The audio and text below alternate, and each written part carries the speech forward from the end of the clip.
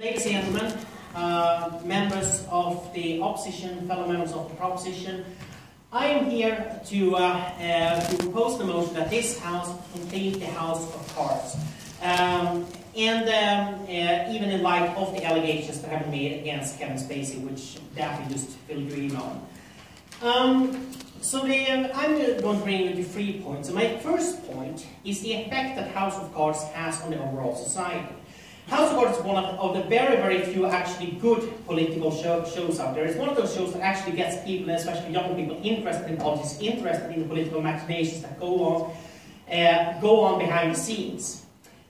This is quite unique as far as shows goes. House of Cards is not, keeping up with the Kardashians or something like that. It's not.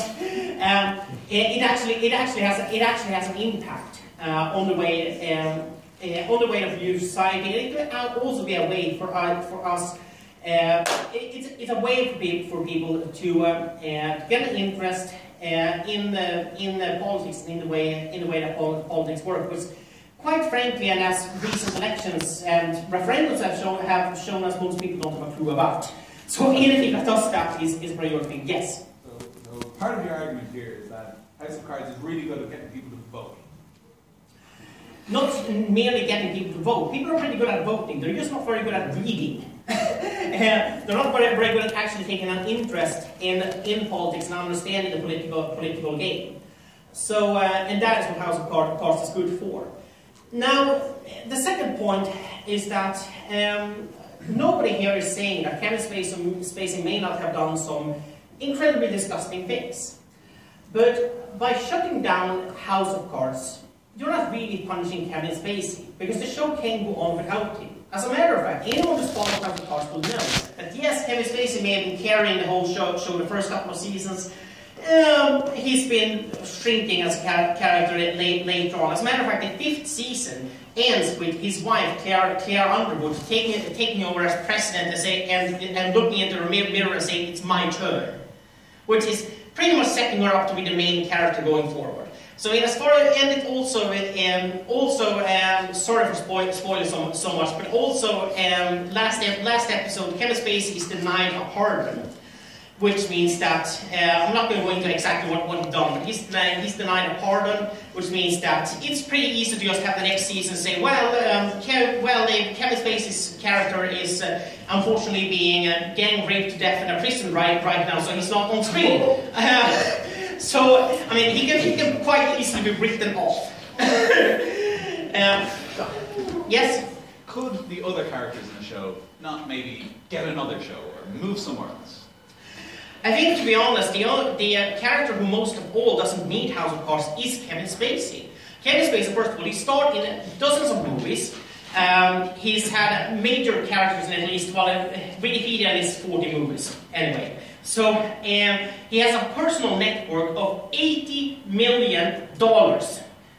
Whether House of Cards continues on or not, Kevin Spacey is just fine. So he's not the one who needs it, but there are plenty of minor actors, plenty of up-and-coming actors who do rely on House of Cards. And they are the ones who would actually be punished for the crime of their co-worker, which to me doesn't seem very fair. Perfect. Just really quickly, are you saying that the show should continue with him or without him? I'm saying that one option that we need to evaluate is continuing it without it. We're on definite saying that the show should continue regardless. So, and whether or not it continues with or without him, of course, depends a lot on how much the allegations are later on proven. Now, on to my third point. I think we're all familiar with the hashtag #MeToo phenomenon.